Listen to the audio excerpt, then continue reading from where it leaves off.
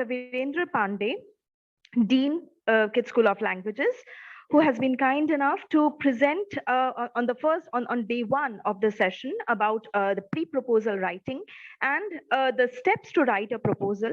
And it was a very elaborate presentation, a very detailed one, which talked about what are the steps which are important before writing a proposal, and of course the steps which are involved in writing a proposal, like the background, the goals, introduction, problem area, methodology. So today we will be continuing with the steps of writing a proposal, and I believe sir will be talking about dissertation and the other steps which are involved in a dissertation writing. And I am not giving any introduction to our beloved Dean sir, because we all have been attending the session, and it's remarkable how erudite the presentation was. And as a person who will be guiding MA dissertation in the near future, I found it very helpful. So on behalf of all the attendees of the session, I would like to thank Dr. Pandey, and I would welcome him to the day 2 of the presentation. Over to you, sir. Okay.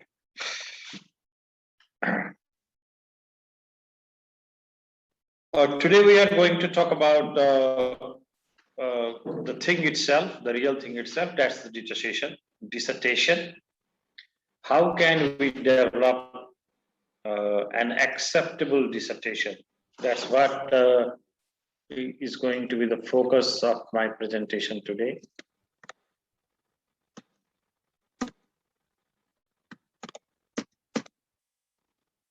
Samir said you need to help me.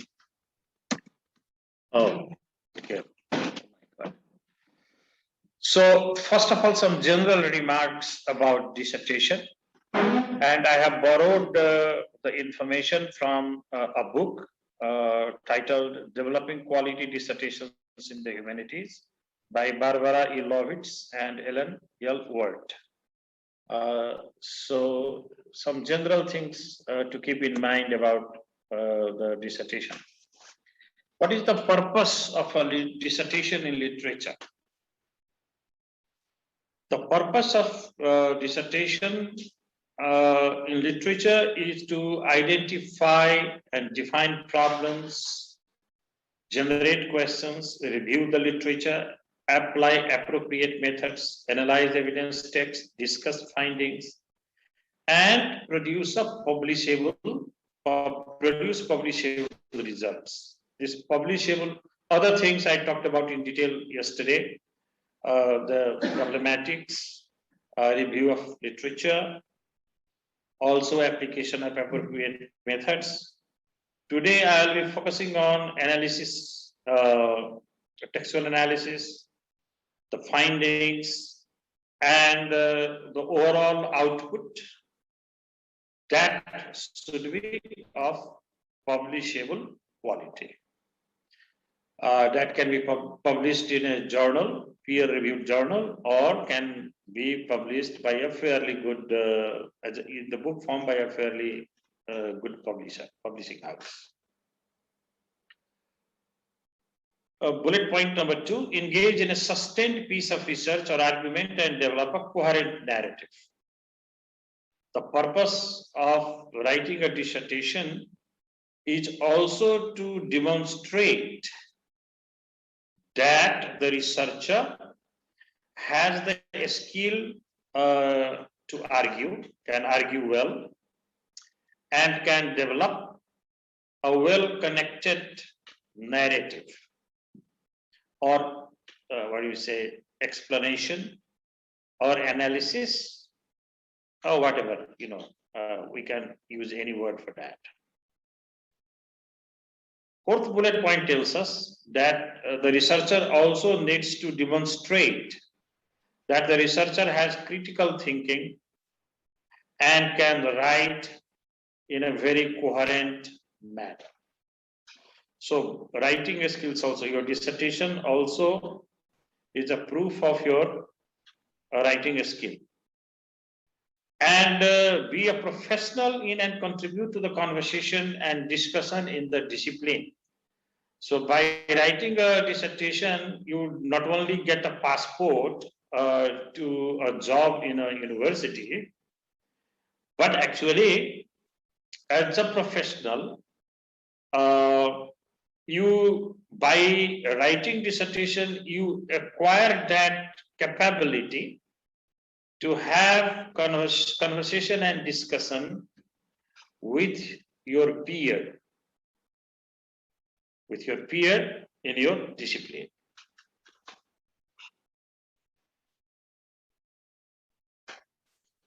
What is the meaning of a publishable output? That your dissertation should be of publishable quality. What does that mean? In the Faculty of Literary Studies, the meaning of a publishable output is looked upon as an original contribution. Now that original contribution in turn is understood as, and this is a quote, something that has not been done, something that has not been found, something that has not been known, something that has not been posited, something that has not been said, something that has not been seen before. So my repetition of something that has not been was deliberately done to emphasize, to drive home the fact that the work has to be original. It is publishable because it adds to knowledge, changes the way people think, moves the field forward, or advances the state of the art, debate or conversation and discussion. If we do research and if our research does not become the talk of the fraternity, our fraternity, then perhaps we have not done a good job. Perhaps then our work doesn't have that originality that it should have. So this is what is the meaning of a publishable output. Now, if the thing is a publishable output, we actually did not worry about a scopus, I believe. This scopus and web of science, this is a big politics. In my opinion, it's a big politics. I mean, these are American companies. But I have come across many journals which are indexed in Scopus or Web of Science, and when you want to send your article there, they will ask you for money. So when they ask you for money, not all of them, but some of them do. So if you get something published because you are paying them to publish your article, well, UGC may be very happy with it. But if the work is not original, if the work doesn't have quality, our fraternity will not be happy. Okay. I have never in my life thought that I have to publish in those journals. Okay. And I am happy to, inform you that whatever publications I have been heavily quoted by others, cited by others, because they are quality things. Right. So more than getting things published in a Scopus or Web of Science, which I am not saying you don't try, but what I'm saying is that it is more important that you produce a quality work than become obsessed with Web of Science and the Scopus. So what are some of the features of originality? Some of the prominent features of an original output are asking or identifying new questions, topics, materials, or areas of exploration. So if your research questions are fairly new, the research question itself lends originality, lends novelty to your work.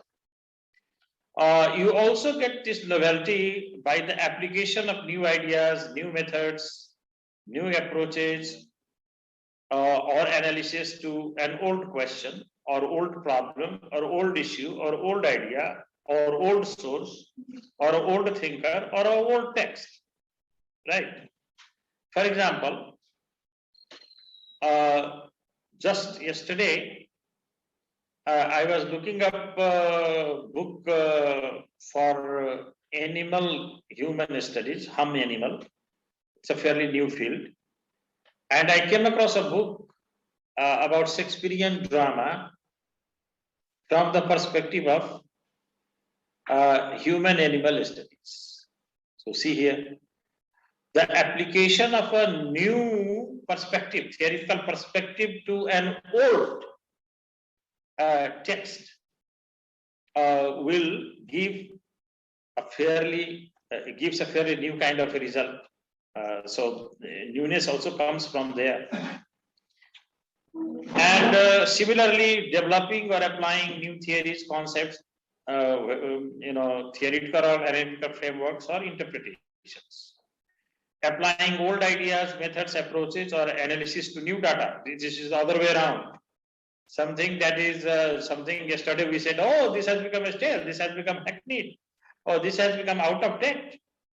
But even if an out of date methodology is applied to say something that is very contemporary, something that is very new, right? Suppose there is a typical postmodern text, right? And we study that from the perspective of Aristotelian criticism.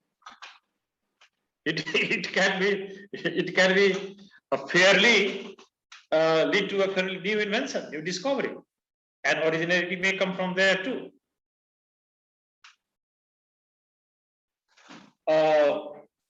We are still with features of originality. So, improving or coming up with new ideas, connections, inferences, insights, interpretations, observations, perspectives, these things lend originality to our work. Producing new interpretations, new conclusions, new answers, new findings, new combinings. These days we combine, we do comparative study, and actually when we do comparative study, startling results come. Models of inquiry, problem sources, theoretical constructs from other fields or disciplines. So, all these things can help us achieve our originality. Some of these things, most of these things, sometimes even if we just concentrate on any one thing, even that one thing can, our concentration on even that one thing can, lend originality to our work. What is the meaning of a significant contribution? Normally, we ask the researchers questions.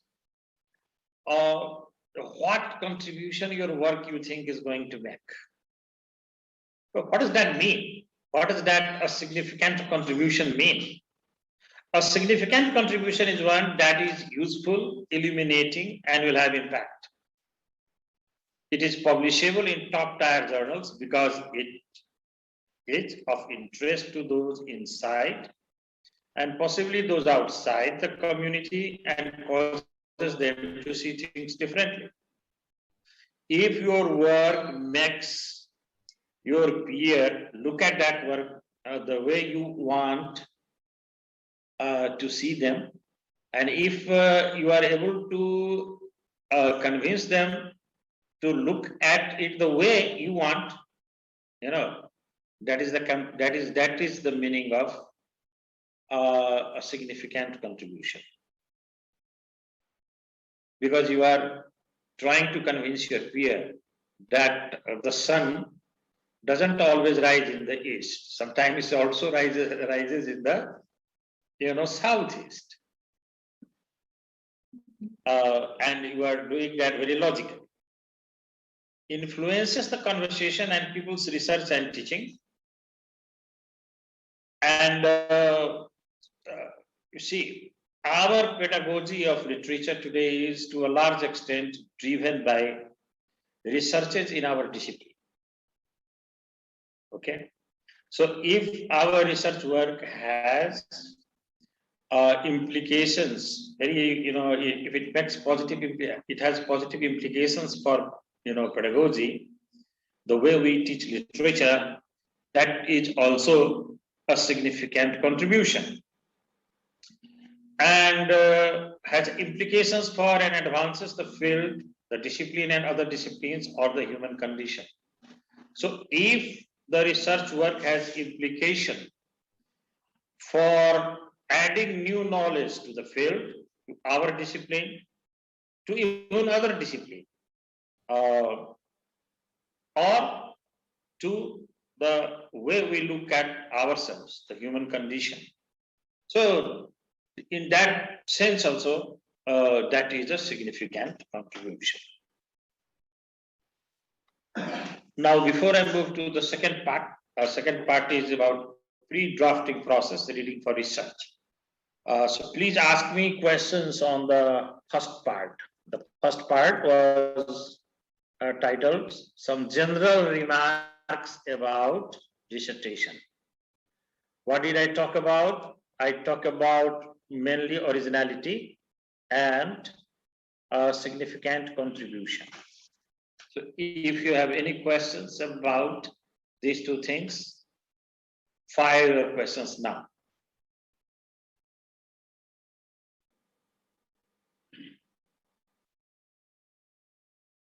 Tanmay, you have no questions? As of now, no, sir. Huh? As of now, no, but Later on you will. later on, maybe, yes. Okay. So let me move. Yes, sir. This portion I believe is very, very important that I'm going to talk about, because without this, your dissertation will not have quality. Because yesterday we gave a lot of emphasis on analysis, critical analysis. We can't achieve critical analysis in our work if we are not a critical reader. So it is reading that plays out into the drafting of the dissertation. So what is reading for research? Well, there are two levels of reading. One is reading for information, and one is reading for understanding. Normally, when we read newspapers in the morning, that morning newspaper reading is largely for information. Some people also read the news for understanding, but largely people read it for information. So when you are reading for information, you merely concentrate on the what. You don't concentrate on the how.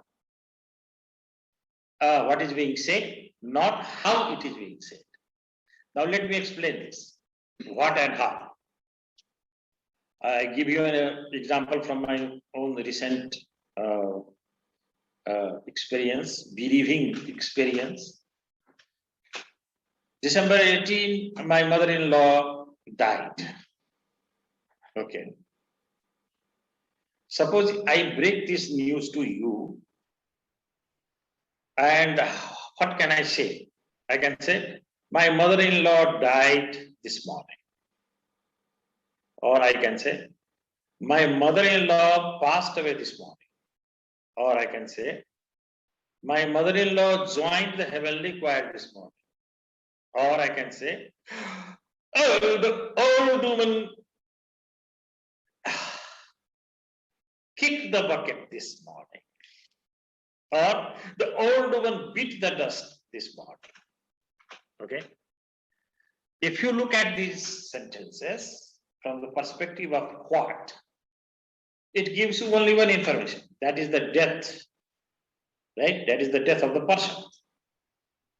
But actually, all these sentences do not mean the same thing.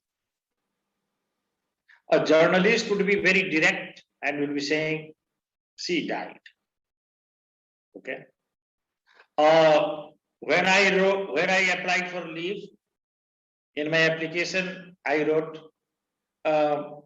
with great sadness, I want to convey to you that my mother-in-law passed away on December 18, something like that. I had written in that application. I didn't use the word died. I used the phrase passed away, right?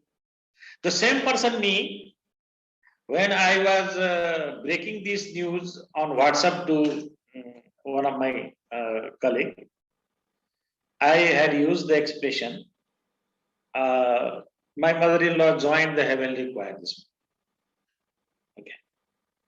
And I just also performed here, supposing that if I didn't like my mother-in-law, so from inside I'm very happy that the old woman died, right? And she beat the dust. That shows that, the speaker didn't actually like the person who is now dead. So information is the death of the person. But see how the meaning is different. The meaning is different because of that howness, how it is being said, right? Another example, very simple example I give. Why do you think Wordsworth says, my heart lifts up when I behold the rainbow in the sky? Why he doesn't say that I became extremely happy or extremely delighted to see the rainbow in the sky? Why he is saying my heart lifts up?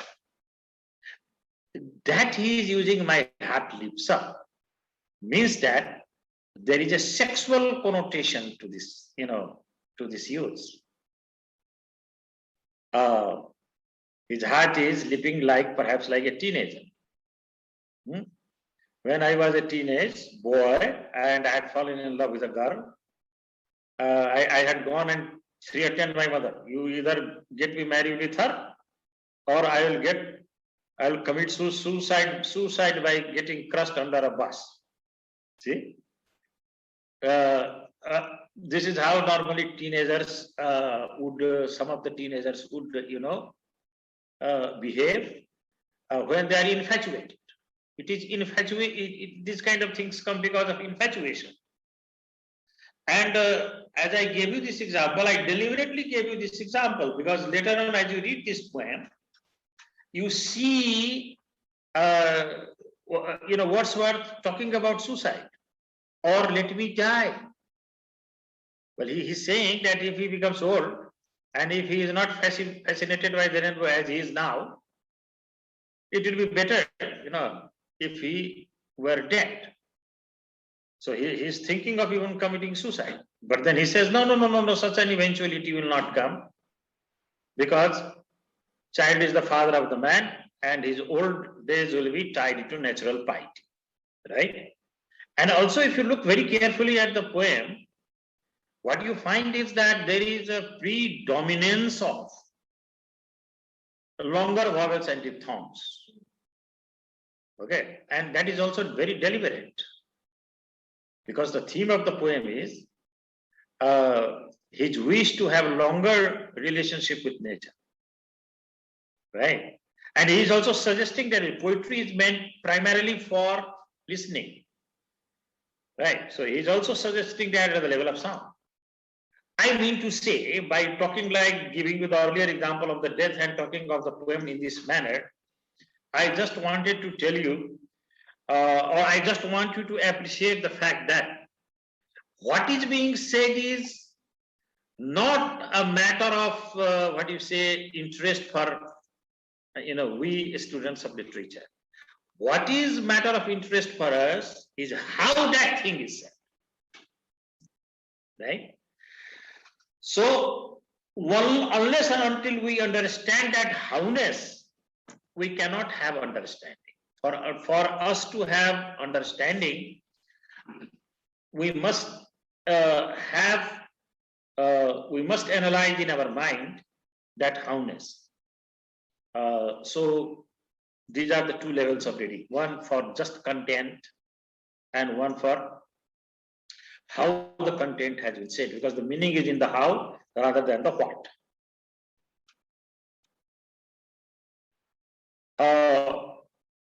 So, what is the definition of reading? Reading is a process whereby a mind with nothing to set off but the printed text passes from knowing mere information to having a critical understanding of what the text conveys. The critical understanding leads to enlightenment. Okay, actually, you see, there have been many moments in my life where the kind of pleasure that I have got out of reading has been phenomenal pleasure. Because something you read once and twice you don't understand. And then when you finally understand, oh my God, oh, this is the meaning. My God. And that pleasure is, it's very difficult to describe that pleasure in words because you really become enlightened when you understand the thing critically. And you have seen me using in this PowerPoint presentation also, things in the different color font. This is just that I want to highlight that thing. To be enlightened is to know what the text is all about, why it is the case, what its connections are with other facts, in what respects it is the same, in what respects it is different, and so forth.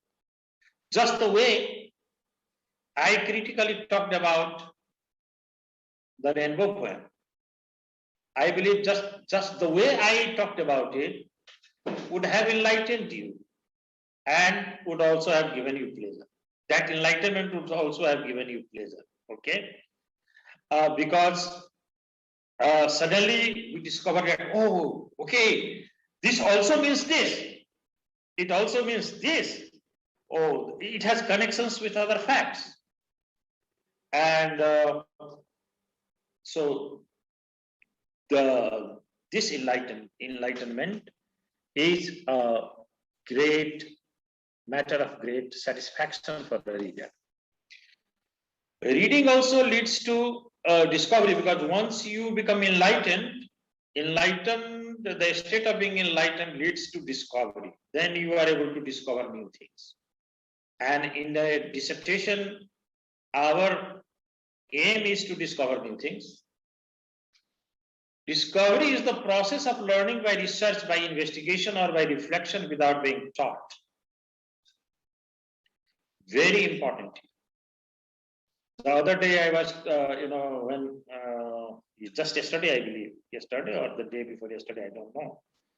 I'm not sure about the date and the time, but I believe I was with Tanmay, Devanjali, and Gaurav, and was telling them that sometimes when anything happens to me or I see anything or anything catches my attention, then I reflect on that experience. I reflect on that experience.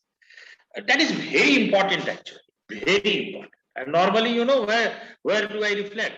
It will be very funny in the bathroom. Normally, I reflect in the bathroom. You see something, that something happening catches your attention, you read something, right? Until and unless you reflect on that thing, okay, you don't have a full understanding. You have only a partial understanding. This skill of reflection is very important. When you reflect, then you relate that partial understanding to your, to your experiences of life. So you have then, what you say, that there is a word for it, that is called assimilation. When you have assimilated it, right? And this assimilation happens through reflection. It is the reflection that leads to assimilation. And when you have assimilated, read something, understood, and assimilated it, my God, and then you write about it, oh, that will talk. That thing will talk. Okay. So For reflection, what is necessary? For reflection, what is necessary is critical thinking. Without critical thinking, that reflection is not possible. You should have keenness of observation. You should have readily available memory. You should have range of imagination, and your intellect should be trained in analysis and reflection. When we teach writing to the students, we tell them that these are the writing processes. Okay, but when I myself write, I have internalized all those processes.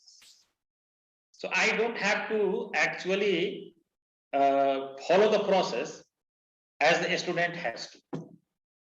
If you have internalized, if you have keenness of observation, if you have readily available memory, range of imagination, and your intellect is trained in analysis and reflection, this means that you have internalized critical thinking and the skill of reflection. These things will automatically come to you. Okay.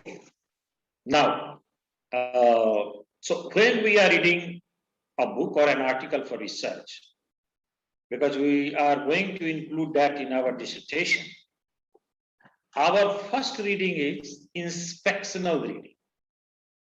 And never ever, again, I am deliberately using this language, never ever read a text critically the first time.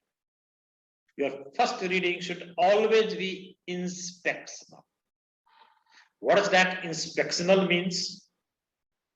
Inspectional means, three kinds of reading. One is a scanning, another is a skimming, and then is a speed reading.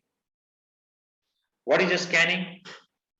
A scanning is that you just flip through the pages and your eye catches certain words on each page. Or even if your eye misses some pages, here and there your eyes will definitely catch some words, some keywords catch. And we don't realize, these words cause a psychological volcano in our mind. Because our mind starts reacting to those words, whether you realize it or not, your mind starts reacting to those words. Then what is the function of that? Our mind becomes ready. We become ready to read. Okay. Then we should be, once our mind is ready to read, then we should be skimming.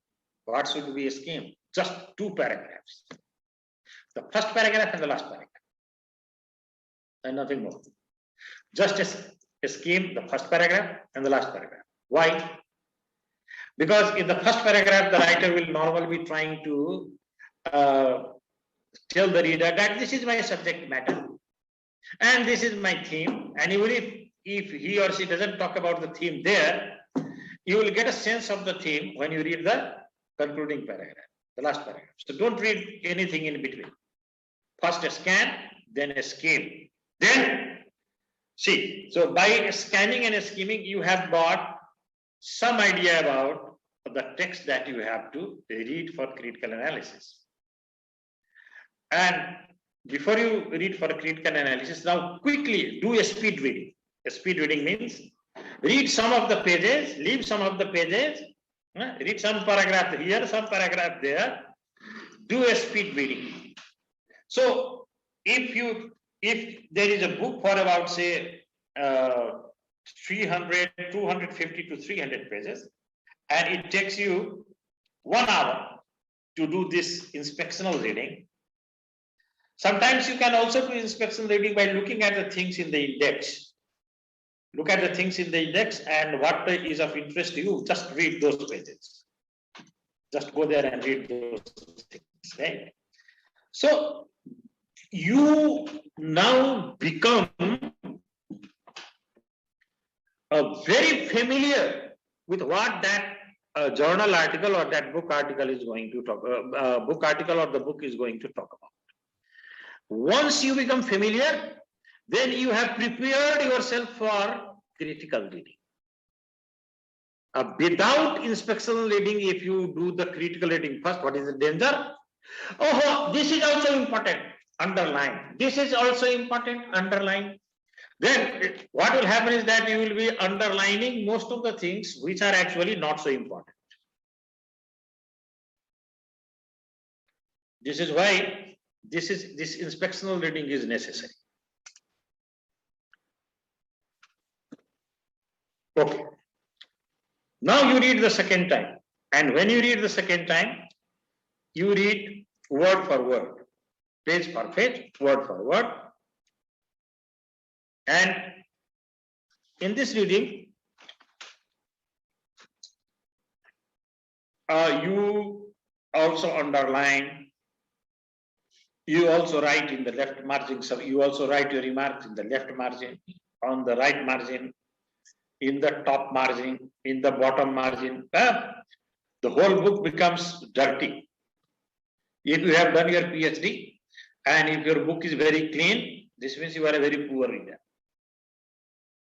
Your book must be must be dirty.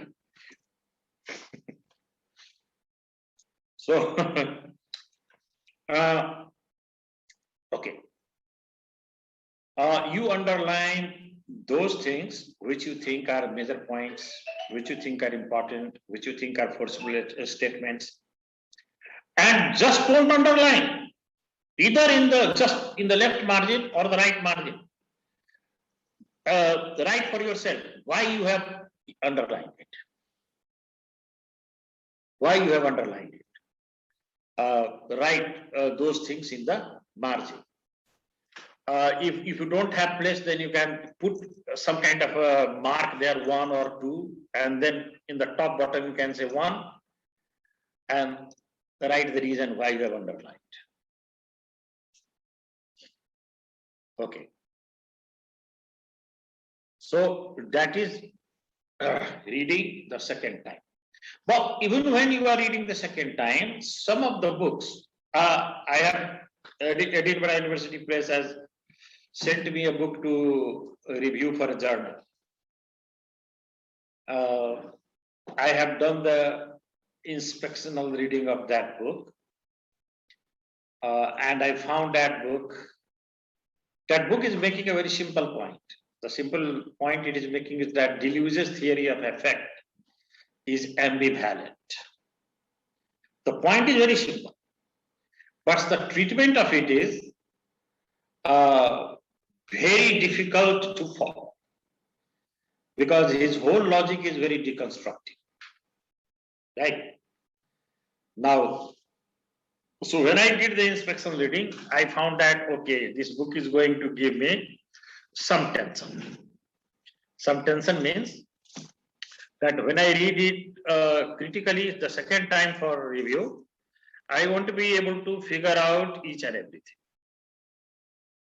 There will be chapters or there will be some portions which will give me a lot of trouble, which I'll find difficult to understand. Now, I have to review this book for a very prestigious journal. Okay, Edinburgh University Press is also a very prestigious, international publisher. So I must do justice with the book. I have to do justice with the book. I can't rush to anybody. I can't do that. So how will I solve that problem? I will solve that problem myself. As a researcher, you will have to come up. You will be easily overcome with problems. Like this. So how can you solve this problem? Here are some tools. I will have to apply the tools of active reading. And you basically, whichever passage is giving you trouble, there you stop and you ask these questions. What is this passage about? First of all, stop and try to know what this passage, what is the subject matter here? What is the subject matter here? Once you understand the subject matter, then try to know how that subject matter has been developed into a theme. And how do you know that? You know that by answering the second question. What is being said in detail and how? So you follow the other details and especially focus on how. Then you will be able to figure out the theme, the arguments, the assertions, and the substantiations. You will also be able to figure out the author's attitude about the subject matter. And then ask this question to yourself. Whatever the passage is saying, is it true? Would you agree with this? Do you find it convincing? Why do you find it convincing? Or why don't you find it convincing? Right? So ask this question to yourself, and whatever is your reaction, back up your reaction with a logic. And then the last question you should ask is, what of it? What does this mean? This means, supposing that you agree, or supposing that you don't agree with the author. In both cases, what is the significance? If you agree, what is the significance of the thing that the writer is saying? If you don't agree, how is that going to matter? How is your disagreement going to matter? Are you going to put the writer in the dock? And what is the implication? What will be the implications if you find the writer wrong, in the wrong, right?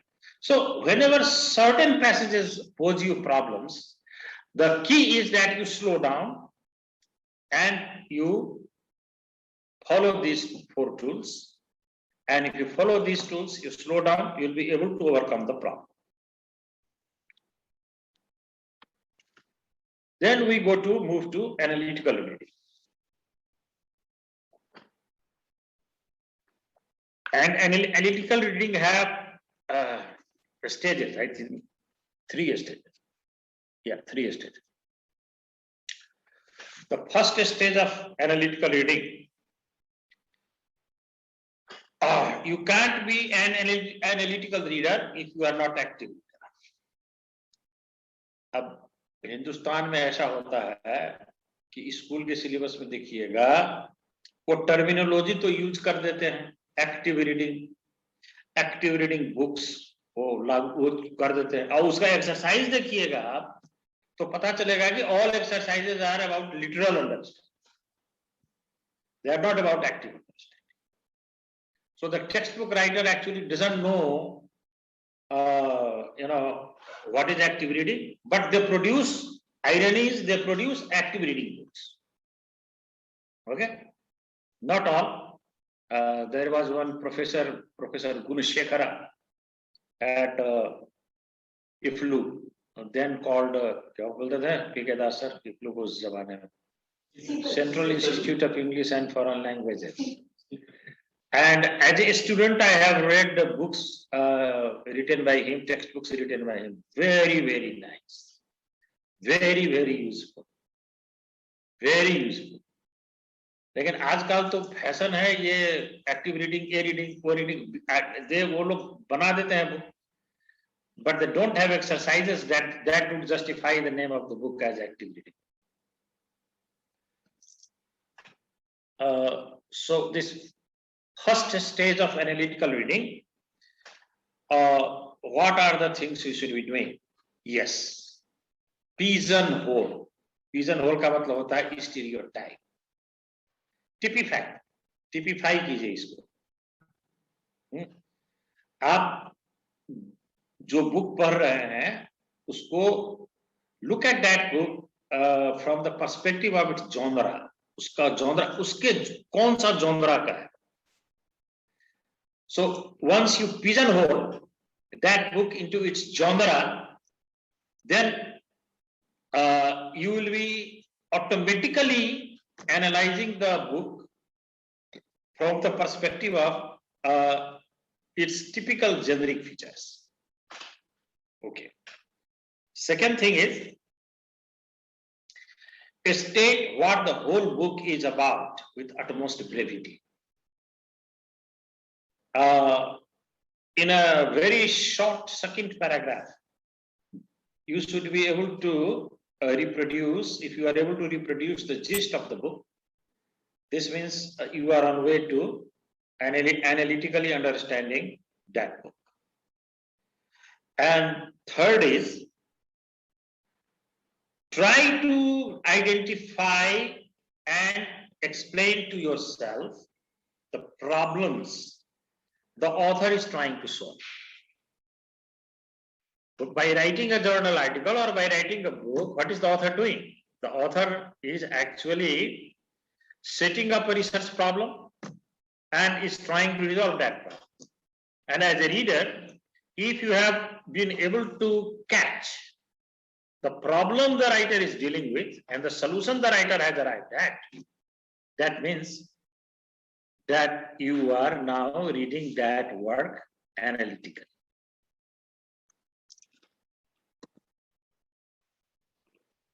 Second stage of analytical reading. In this stage of analytical reading, we have to come to terms with the author. अब इसको हम लोग बोलते हैं, ये जो नहीं करते हैं उसको हम बोलते हैं, वैसे विद्यार्थी को हम बोलते हैं कसाई, butcher. Some students are butchers. Why I call them butchers? Because they flatten, they will summarize the author in their own words in a way that the writer is totally flattened. And this flattening is it leads to a lot of wrong understanding. For example, I still remember the year 1990. 1987, I joined the university as assistant professor of English, like you. And in 1990, through an university, Kathmandu, introduced literary theory paper. Okay. We had never read literary theory before. So their head of the department wanted some young guns like us to teach that paper. And he gave us a lot of books about literary theory. And I had a friend who used to claim that he knows deconstruction very well. Okay. My approach was, I actually read of grammatology first. He had not read of grammatology, right? He had read about deconstruction in some other critical works. So actually, a critical logomachi started between him and me, and it became so serious that both of us almost came to a fight. Those were very young days, you know. Almost came to a fight. Why? He would say that Derrida rejects truth. I would say, if Derrida rejects truth, then it would be destruction, it would not be deconstruction. Okay? Derrida problematizes truth, he doesn't reject it. And he was wrong. He was actually wrong. Why was he wrong? Because he hadn't read the actual textbook, and his whole knowledge of Derrida was based on what others had written about Derrida, and Derrida is a very difficult writer to understand. So what those book writers had done is they had flattened Derrida, and because he had read that flattened version, this is why he didn't have a correct understanding. Okay, so this is the problem, you know, that when you summarize somebody, try to use the words, because I had caught that word problematize from that grammatology. Try to come to terms with the author by summarizing in a way that you are, taking quite a few vocabulary from that text itself. Okay, and always you put those things under quote. So that is what is called coming to terms with the author by interpreting the keywords or patterns. In that way, you don't flatten the writer. Then second thing is, grasp the author's leading propositions by dealing with his most important sentences. Any writer, any good writer worth his or her salt will be backing up the proposition with quite a few important sentences, with quite few claims, right? And where are those claims? So you should be also able to pick out those, important sentences. Know the author's arguments by defining them in or constructing them out of sequence of sentences. And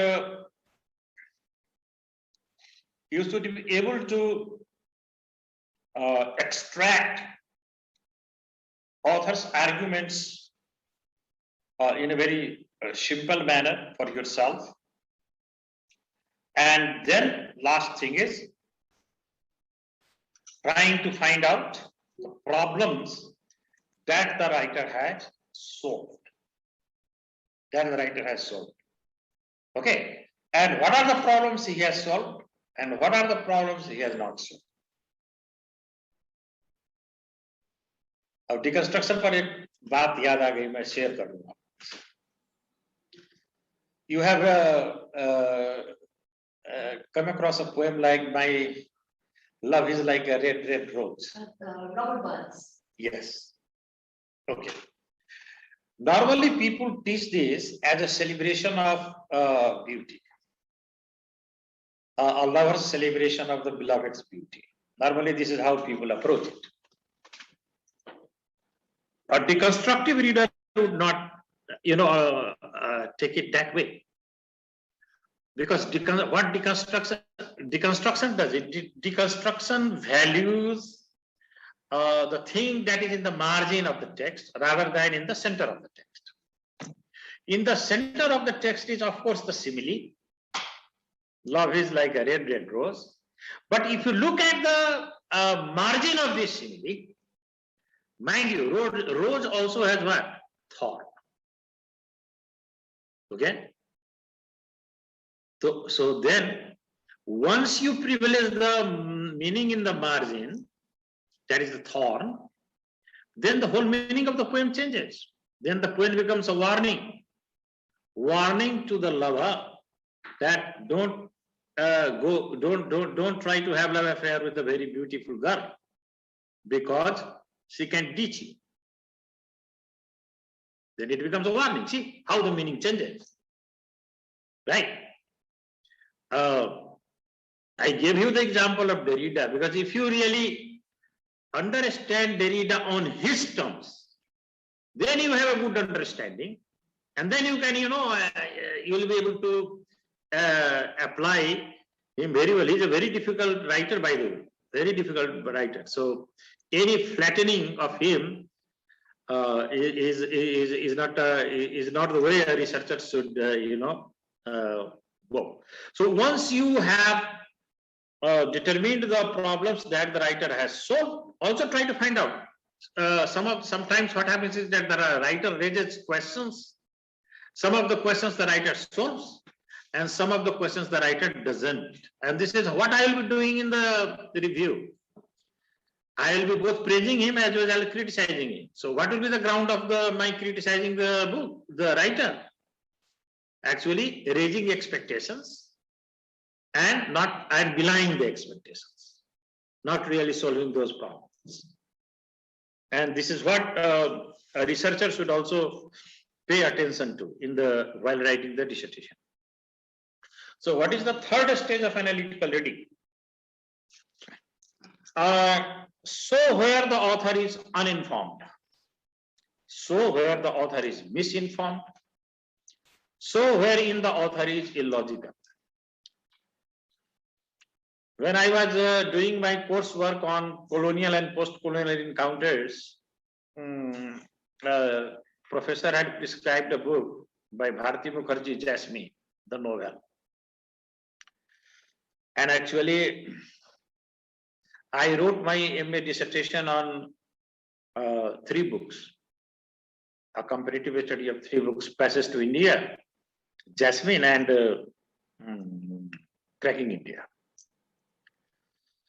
And when I was reading the critics, I found that quite a few of the American critics, the Western critics, they were actually uninformed about Bharati Mukherjee's allusion to Kali. There is allusion to Kali, Jasmine's lolling tongue, right? And their understanding of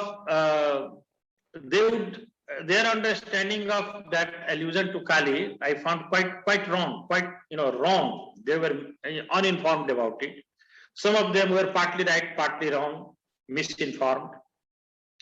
So it happens with writers. You will find that some writers are uninformed, some writers are misinformed. Sometimes writers are very also illogical.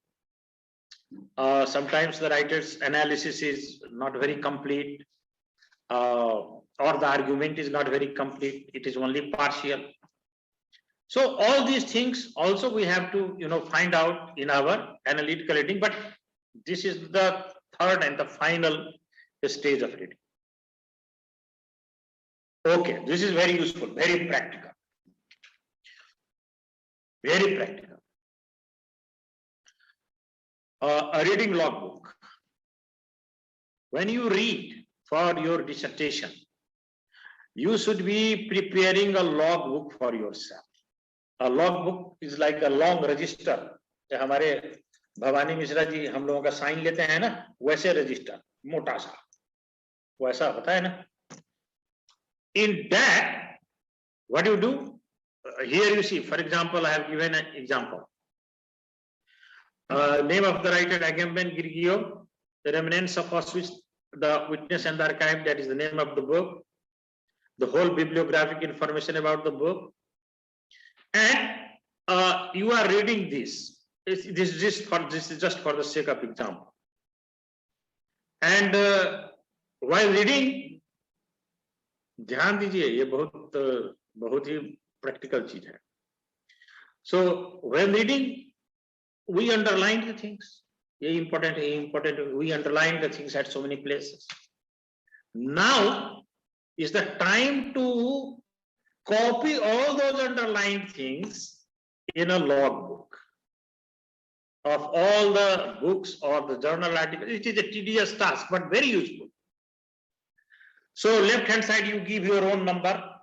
Then you give the, you give a title for that underlining. Fake empathy with victim. This is on page 2, for example. There in the book, you have underlined that, right? And this fake empathy with victim is the thing you wrote in the left bottom or the right bottom or the top bottom, You remember I had told you that why you are underlining, that reason has to be. So this is what you write here. And as we are reading, sometimes what happens is that suddenly a flash comes to our mind. Flash means the writer is not saying that thing, but whatever the writer is saying suddenly generates a new idea in your mind. That generation of a new idea is called flash. So if you have a flash, then write flash. And for example, he is not writing about human rights promotion. Agamben is not writing about human rights promotion. He is merely writing about Musalman's gesture. But what he is saying about Musalman doesn't mean Sahil ji Musalman. आपका मुसलमान वाला ये नहीं है. ये terminology है. मुसलमान है जो होलोकॉस्ट में यहूदियों को इनह्यूमन ढंग से ट्रीट किया था ना, उसको बोलते हैं मुसलमान. those people who had been like reduced to bare life, bare life, जैसे पिंजर बना दिया ना स्केलेटन जैसा, उसको बोलते हैं मुसलमान। तो वो मुसलमान का जैसे मंटो की स्टोरी खोल दो में सकीना का जो जेस्चर है, दैट्स द जेस्चर ऑफ ए मुसलमान। तो suddenly this thing flashed as a reader in in my mind. Okay, if a writer focuses or depicts the Muslim gestures, it could lead to human rights promotion. Okay, so that is the flash. Human rights promotion is the flash, and this when I was reading on page 4, this flash came to my mind. So in this way, you have the things in the book, now you have these things in the log. You merely copy from the book or the journal article onto the log. Why copying this? What is its use? Well, it is very useful. Very useful. When I write something, and when some person, some of my peers or some of my students, even good students, when they read that, they will always tell me, "Oh, sir, how can you bring so many things in one paragraph here?" Right? Because in one paragraph, from the primary text, some of the things are from page 1 to 10, some of the things are from page 50 to 55, some of the things are from pages say 220. And not only these are from the primary text, also from the secondary text, from different sources, all in just one paragraph, right? So this is the chamatkar of this logbook. This is the chamatkar of this logbook. What I do is, or what a researcher should do is, that suppose you are writing about that very Montoya story, you are writing about that very Montoya story, Kholdo, and you are writing about Sakina's gesture of uncording her trouser. Okay. So from the text, you bring in the thing, you explain the thing, and wherever in the secondary sources means, the critics, whoever critics have talked about that, you also bring in things from there, and also from theoretical framework, book like Agamemnon, you bring in things from theory also to make the point that you want to make. So you have been able to bring in things from the primary source, from the secondary source, from the theoretical framework, all into one place. And just imagine, when you have a paragraph like that in your dissertation, that paragraph will be what? It will be really talking, right? If you do not have a logbook, then you can't do that. Because in a logbook, you can always go back, and what I do is that point number 1 or point number 15, point number 95, point number 1000, point number 1010, wherever those things are, right, on that topic, wherever those things are in the logbook, left hand side का वो मैं mark कर लेता हूँ, और logbook में उसको पलटा के वहां से एक जगह एक सीट में एक जगह रख लिया। अब एक जगह सामने आ गया है, तो क्या है कि सेकेंडरी सोर्सेस में तो राइट हैंड साइड में तो लिखा हुआ है कि this is on page this is on page that, right? So then I refer to the things and I am able to bring in all things into one place. So this is why you need a reading logbook. Very useful actually. Okay. Now, reading primary text, imaginative literature, because we are students of literature, and our reading text is primary text is imaginative literature. So what is the way to read the imaginative literature? That is our bread and butter. Okay. First of all, again yesterday, as we were going after the thing, I was sharing my experience with you about Philip Roth's Goodbye Columbus. Always ask your students, and whenever you are writing, a paper, a research paper for yourself, always try to write about something, a primary text that has affected you. Okay, that has touched you. Once you read something and you are affected by it, you are touched by it, that pleasure that you get, that pleasure will help you to produce a better quality critical research. So first thing is that let yourself be affected by your reading experience of a primary text. Then reflect on the pleasure. Why that gave you the pleasure? This is very important. The skill of reflection. The reflection is very important.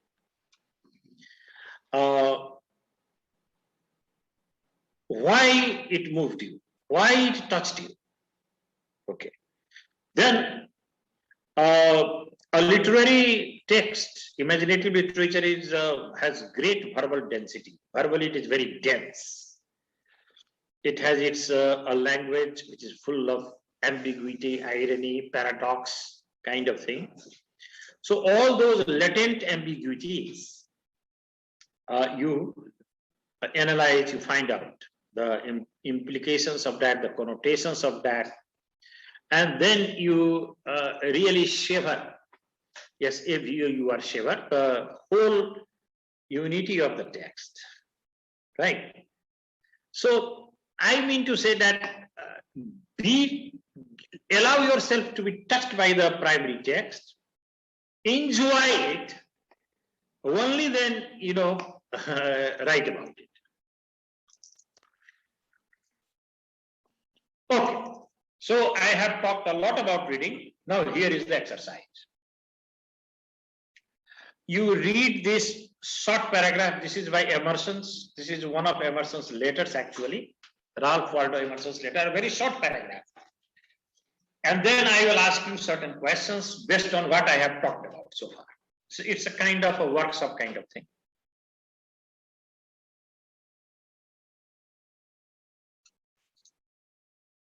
Love is necessary to writing the state of woman in this world. Otherwise, nature itself seems to be in conspiracy against her dignity and welfare.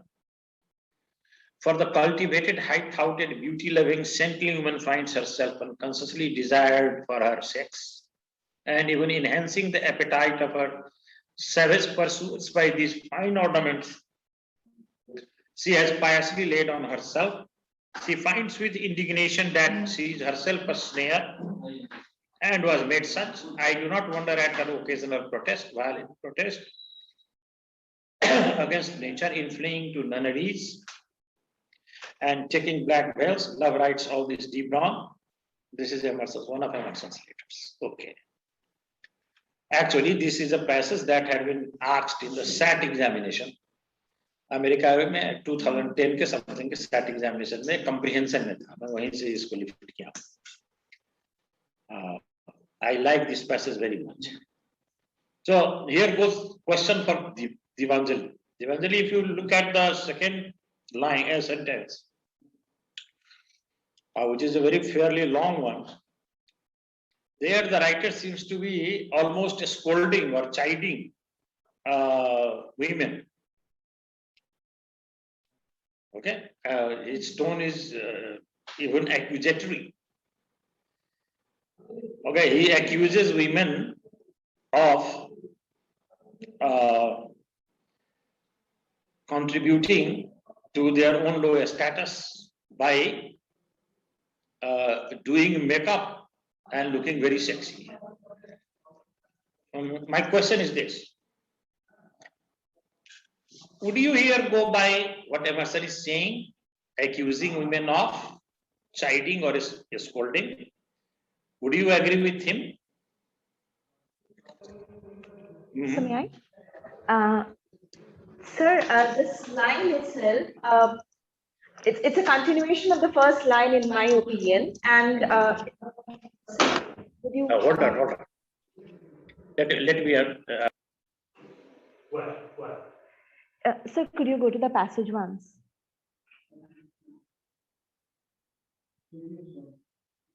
Next one, sir. Uske baad wala.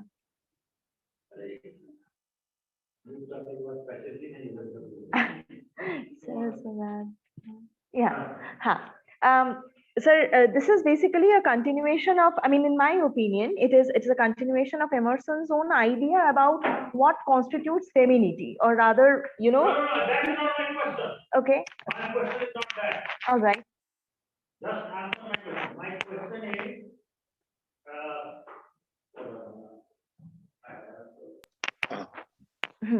My question is, in the second sentence, he seems unhappy, at least he seems unhappy with women because they are inviting trouble for themselves by beautifying themselves. Okay. So, do you agree here in the second sentence? I'm not talking about the rest of the passage. I mean, are you asking my personal opinion, sir? Yes. Okay. I mean, I don't really agree with this statement. Okay.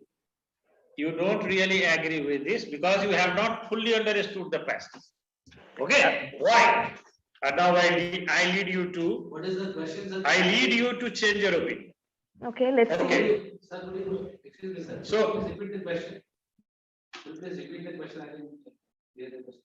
So the question was that the second line, I mean, do you agree that Emerson, he criticizes women for putting up makeup to make themselves more available to the opposite sex? So do you agree with this statement by Emerson? So that was Sir's question. And I said that, no, I don't agree. I think you will have to change your opinion. Let's see, sir. Let's see. Look at the now first sentence. First sentence, in the first sentence, what he is doing is, he is stating the subject matter. That this passage is about the wrong status of women in this world. The status of women in this world is wrong. Lovely status. And how can this lovely status be corrected? Last line states the theme of the paragraph or the passage. Love rights all these deep wrongs. So if a man really loves a woman, real love, not this sexual infatuation or his sexual hankering after the woman. If he really loves a woman, that love will help erase the low status of woman and raise her status. This seems to be the theme. Okay. Now, he more than, if you read very carefully the second sentence, more than women, he is actually angry on nature. What he seems to be saying is that nature is, implied meaning is nature is discriminatory. Why is nature discriminatory? Because nature has made women more sexy. Implied meaning is nature has made women more sexy than men. And women are idiotic because on the one hand, nature has made them sexy and they make themselves even sexier by, why? By doing a lot of makeup, not only doing a lot of makeup, also putting on a lot of ornaments, and also by getting higher education, with civilized activities, education, or scholarly activities. Such women become greater victim of a man's lust. That seems to be the implied meaning, right? That seems to be the implied meaning. So his anger is against nature more than women's idiocy. Of course, he says that when nature has made women sexy, women should not be doing these things. Okay. Then look here. Here, she finds with indignation. Now, women, of course, women find this thing. They don't like the way man looks at women as a mere sex object. They don't like it. So some women react. They react because they think that they are a snare. They are the quarry. Normally, it is the women. मैं discovery channel देख रहा था तो उसमें काफी interview लिया था औरतों लोगों के, तो औरतों का कहना था कि हम लोग फंसाते हैं मर्दों, मर्द हम मतलब औरत फंसाता है मर्द, right? This is what they said in the interview. Also, if you see in with the animals also, तो एनिमल्स में आप क्या पाते हैं कि फीमेल जो होता है they choose their mate, right? They choose their mate. But here, what Emerson is saying is that women, because women enhance the appetite of her savage pursuers. So this is why this is what makes women's status lovely, and some women react against this and catch here. I do not wonder at her occasional protest. So Emerson says that he does not actually, he actually understands why some women protest, and he is for the protest. And he says that this protest is even violent. Why violent? Because a woman becoming a nun. Normally, woman कब nun होता है? At the age of 14, 15, 16. जवानी के समय में nun होते हैं, और जैसे कि मुस्लिम कम्युनिटी में होता है, they wear black veils, जो बुर्का लगाते हैं. So Emerson is saying is that these are actually protests on the part of women. They are telling nature, okay, you have made us sexy, but I am not going to be in the trap of man. I am not going to be a snare. मैं उसका शिकार नहीं बनूंगा. And if this thing has to be reversed, then this can be reversed only if man doesn't look at woman as a sex object, but really loves woman. Love rights all this deep wrong, right? This is the way the passage is going. Now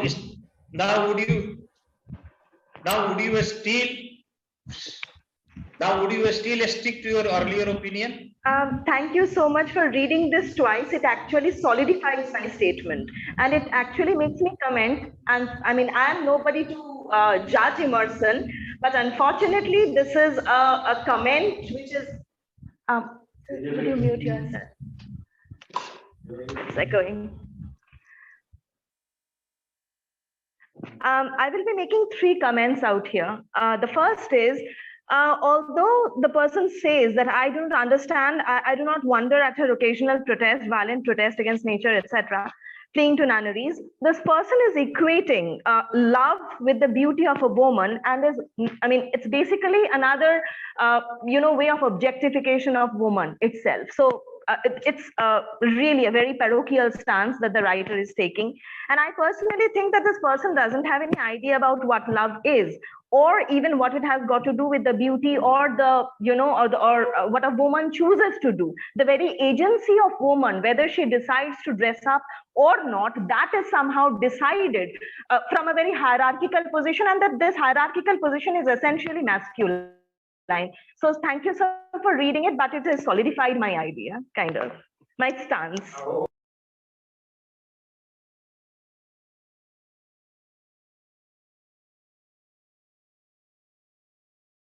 Can I, excuse me? Hold on.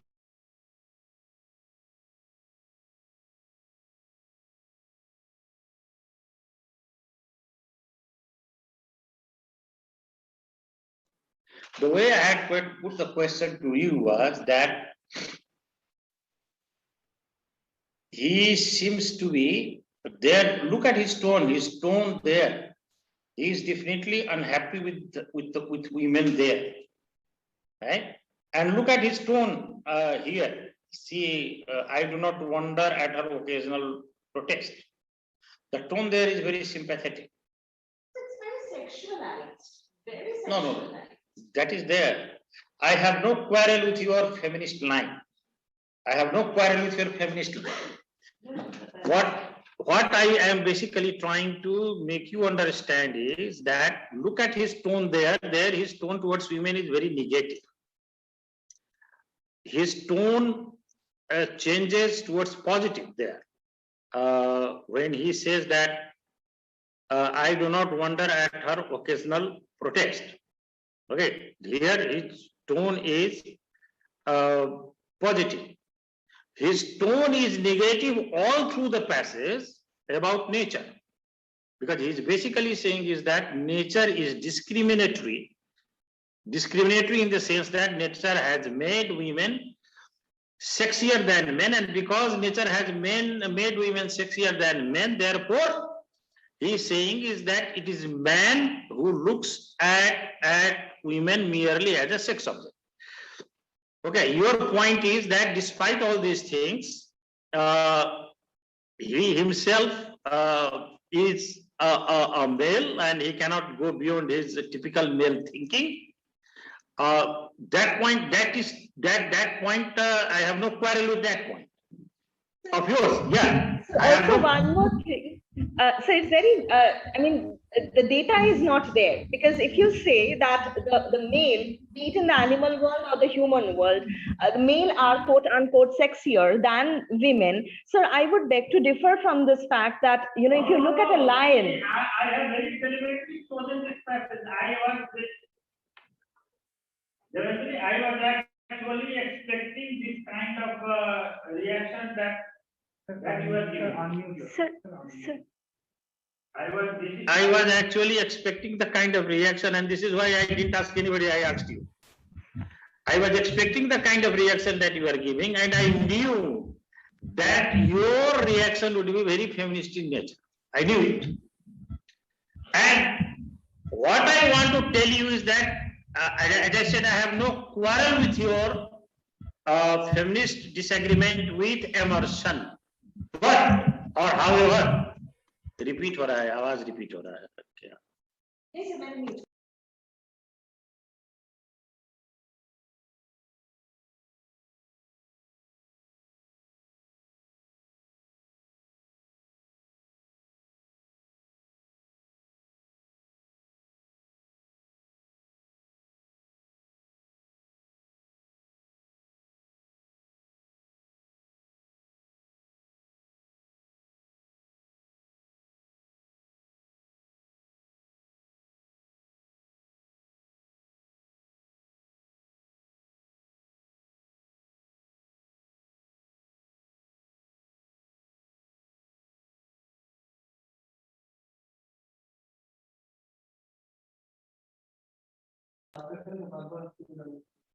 क्या हुआ अब ठीक है okay आप मेरा point समझे you got my point I got your point, sir. okay I think once again, it's like, I mean, I was about to ask you a few.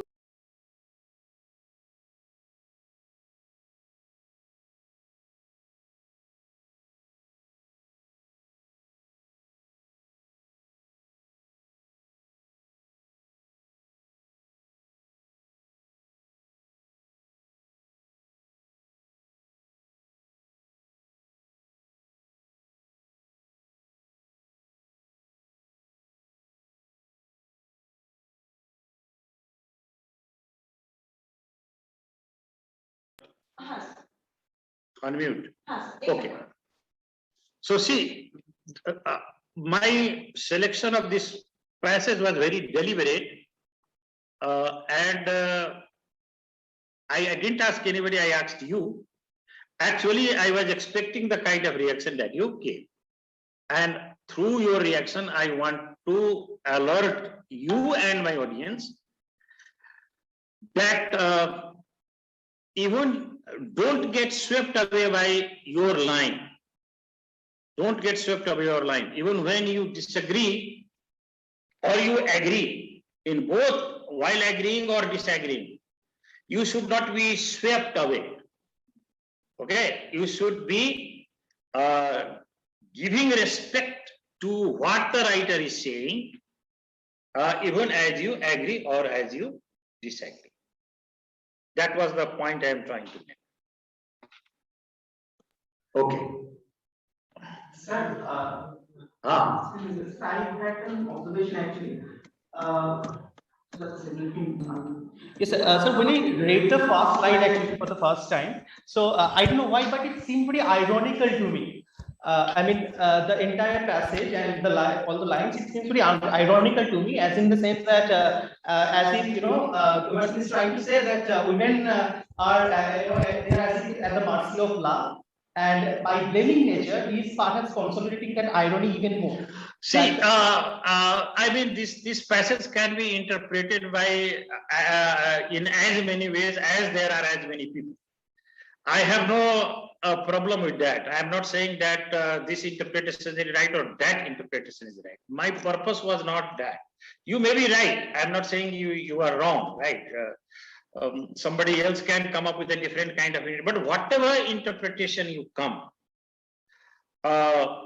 thing is that as I think it happened in the Devanjali's case, was that she was so much carried away by her feminist angle to look at the things that she didn't pay the desired kind of attention that she should have paid to the text. So but how would you then say that when you read the passage second time, I got the ideas even better? Like, I mean, the one. Because this is why I showed you the difference. Sir आप unmute ही रखिए sir. Sir उसी को click कीजिए sir, unmute को click कीजिए. हाँ. So this is what this is why I showed you the tone thing. उसका जो टोन में जो डिफरेंस आ रहा है, वो जो मैंने आपको अटेंशन ड्रॉ किया, वो इसीलिए ड्रॉ किया कि अपने जजमेंट में थोड़ा रेस्ट्रेंड होना चाहिए आदमी को. Restrained, what things should restrain the judgment, what things should restrain the judgment is the text. और वो जितना चीज मैं सिखा रहा था, coming to terms with the author, कि उसका आप भाषा को, उसके भाषा को अपने उसके उसमें कम रेंडर करके तब जो आप कहिए, the thing that I was telling was precisely for this reason. इसलिए मैंने इसको रखा था. अब इंटरप्रिटेशन तो कुछ भी हो सकता है, तो anything can the interpretation. Even I had a question. You, I mean, you'll be talking about syntopical reading, sir. But I had one question. Shall I ask you now? Syntopical पर तो अभी आ रहा हूँ. हाँ सर, सर उससे पहले मेरा एक क्वेश्चन था. हाँ. Critical reading, sir. Shall I ask you, sir? हाँ. So my question was that you talked about critical reading and you talked about active reading. So my question is, sir, is critical reading equivalent to active reading, or is active reading? फिर क्या हो रहा है? आपका आवाज गड़बड़ा रहा है. Is somebody? मेरे में तो मैं तो म्यूट ही हूँ. I am mute. नहीं मेरा तो ठीक है. देखो. Sir, I think I'm loud enough. So my question was that you talked about critical reading and active reading, right, sir? So is critical reading equivalent to active reading, or is active reading a technique and critical reading a desirable trait? No. Active reading precedes critical reading. Okay. Active reading precedes critical reading. Okay. So, in order to be a critical reader, one has to be an active reader. Activity comes with And critical reading is very analytical in nature. Analytical होता है nature. मेरा whole point यही है जो मैंने deconstruction वाला भी जो एग्जांपल आपको दिया था ना. My whole point is that students get carried over so much by an angle. एक एंगल से इतना carried over हो जाता है that they don't pay attention to the niceties, ambiguities in the text, and they, interpret, वैसा interpretation कर देता है जो थोड़ा ज्यादा हो जाता है. उसमें मैं alert वो करना चाह रहा हूँ. okay. Thank you.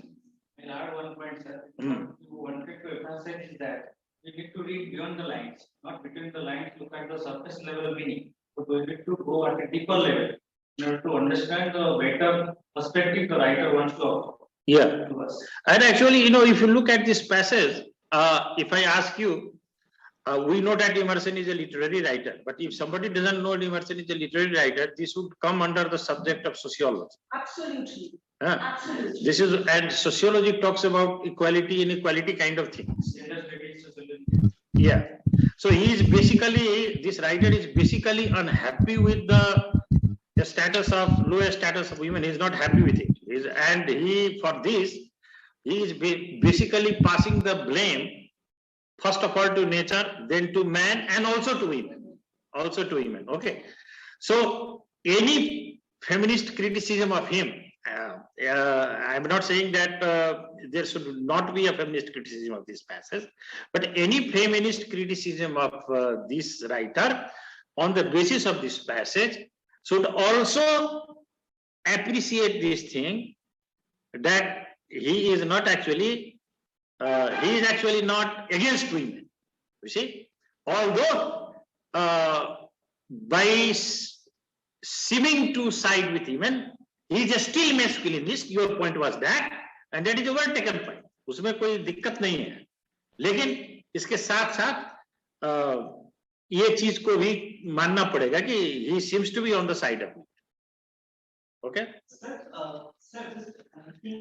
was just thinking, any perspective, be it whatever theoretical perspective like feminism or deconstruction, whatever, isn't it essentially, taking a stance? Like, for example, how do we decide that where to restrain? For example, whether a liberal feminist view would be right or a radical feminist. See, you can take any perspective, that is fine, but the thing is that there should be no overstretching. Sir, but I just want to interrupt you for a second. When we read deconstruction for the first time in our university, a lot of my friends, they thought that it's perhaps stretching it too far. So that perspective was always there, that when we read something for the first time, so whether it's, as I said, why the difference between liberal feminism and radical feminism or deconstruction, for example. So who decides that that where to stop, and what is the parameter? Well, okay, let me go to that slide. I think your question may be partially answered there. Okay. This is syntopical reading. Syntopical means this is about the same topic. You have different writers saying different things. For example, Aristotle theorizes about man. Man is a social animal, he says, right? And he also differentiates between man and animal, and he attributes higher, higher status to man, because man has intelligence and animal don't have. This is what he says. Now, this thing has been the subject matter of many philosophers, okay, many theorists. So, when you compare in this syntopical reading, what we do is that in syntopical reading, we compare and we contrast. And today in research for literature students, because we depend a lot on theory, this has become very necessary. Very necessary.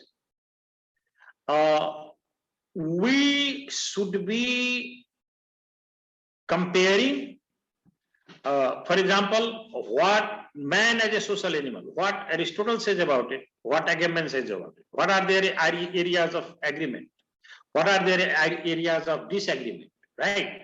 And where you, as the researcher, you stand. Okay.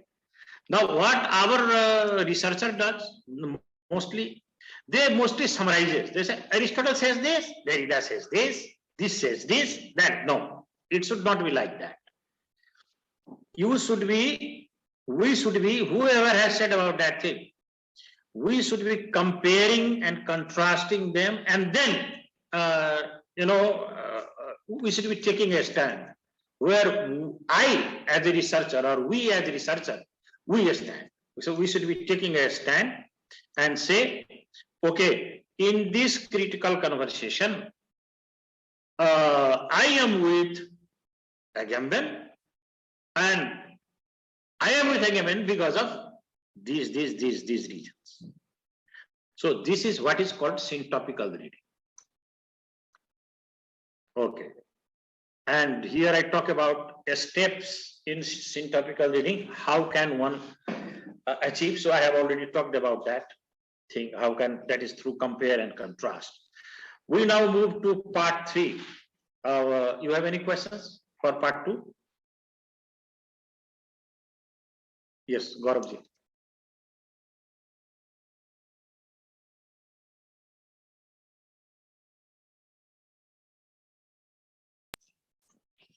Am I audible, sir? Oh, very audible. Thank you, sir. I have 2 questions. One is a technical one. For example, if you are reading a text, sometimes you find that the author is referring to other texts. For example, you talked about of grammatology, where Derrida talks about Rousseau. And sometimes when you are reading Bhaba, for example, Bhaba talks about temporality and historicity. And you will not be able to understand what is temporality and what is historicity if you do not read Heidegger. So in that case, what should the reader do? Should he stop reading Derrida or Bhaba and start reading Rousseau or Heidegger? No. Or he should continue reading? Okay. This is the first question. And the second one is a conceptual question. Sir, is there anything called right reading or wrong reading? Say your second question again. Is there anything called right reading or wrong reading? Okay. So your first question first. See, literary theory, your basic question was about reading literary theory. And one cannot read literary theory without having knowledge of critical vocabulary. Because critical vocabulary is very derivative. Very derivative means it is derived from, as you implied in your question, it is derived from what earlier theorists have said. Many newer theorists, they they use that word in that sense. So literary theory is actually, reading of literary theory is actually very challenging, and it is challenging because of that vocabulary. The greater exposure we have to that vocabulary, the better understanding we will have. So I would not say that we should stop reading, because these things hinder us. Rather, we should we should have greater and greater exposure to the vocabulary. So that is the answer to your first question. Second question is, see, question is not that of right reading or wrong reading as much as it's a question of convincing reading. Okay. wrong reading happens when we completely, for example, Devanjali was not making a wrong reading of the passage. She was not making a wrong reading of the passage. But her reading had a problem, in my opinion, and the problem was that her reading was too much swept away by her belief, feminist belief, and that thing did not pay greater attention or the required kind of attention to the text, did not take the text into consideration. That was the thing. Now, our reading becomes wrong completely when we don't understand the subject matter, when we don't understand the theme, then the reading becomes completely wrong. And if that is the case, that means that then the researcher is actually not even ready for what to talk of research, is not even ready for you say a kind of the bachelor's degree or MA degree. वो पढ़ने लायक ही नहीं है, the wrong reading होगा इसका मतलब वो पढ़ने लायक नहीं. Sir, don't you think that each reader has a cultural location from where he should approach the text? Sure, that is what I am saying. But what I am also alerting to is that cultural location should not make us pay less respect to the text. This is why I had used the phrase. No. I had used the, let me answer. I had used the phrase coming to terms with the author. This is why I had used the phrase coming to terms with the author. When we summarize any author by using the terminology, the terms that the author is using, and then when we judge the author on the basis of our own belief, then our reading becomes more convincing than just merely summarizing without taking the without borrowing the language or the terms from the text. And then when we do that, then the danger is that one may be accused of, one may say that, well, you have really not paid attention to the words, what the writer means by the words. You have gone too much in your own, you have gone in an overdrive of interpretation or something like that. Am I convinced? So may I ask another question? Sure. Sir, do you think that is it possible for a reader to know exactly what the writer meant, or the meaning is produced inside the reader's head according to the cultural norms he is right now living in? Okay, that is a very good question. Actually, I was trying to include this thing in as a slide in my presentation today. This is called the cultural politics of the audience. Okay, in this age of cultural criticism, these days research is also being carried out on, and you have done research on reception theory. You have used reception theory, right? So audiences cultural politics also come into play in the interpretation of the text, right? That is a very fertile area of research these days. But the thing is that if it is very natural for me, for my cultural politics to play out in my interpretation, but it should, this playing out of the cultural, my cultural politics of my sensibility will be better if that playing out is in line with what the text is actually saying. By coming to again that phrase, but if it is in line with the terms that the writer has used. Otherwise, it may be more of an overdrive of the playing out of the interpreter's own cultural politics of the interpreters or the reader's own sensibility. Okay, got the answer? Good. Sure. Ask. So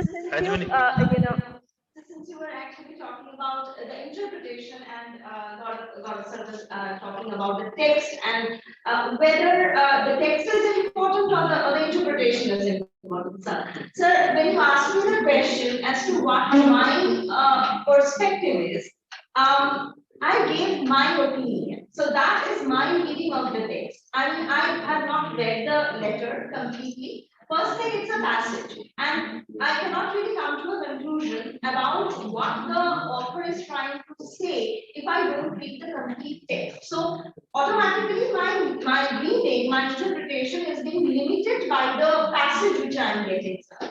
And then again, when you ask me to provide my interpretation, why should I take the author's position into question? That is my question actually, because I believe that when we talk about you have every right to question the author's standpoint. So say for example, I don't know that this is written by Emerson.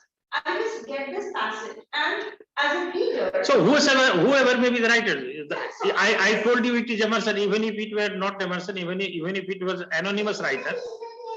Anybody, even if it is anybody. Yeah. So I just provided my perspective. So that may be an overdrive in your opinion, sir?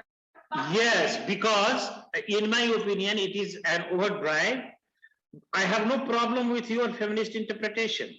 Okay, I have no problem with your. I have no problem with your disagreeing with the writer. That's my reading, sir. I have not used the term feminist. Hold on.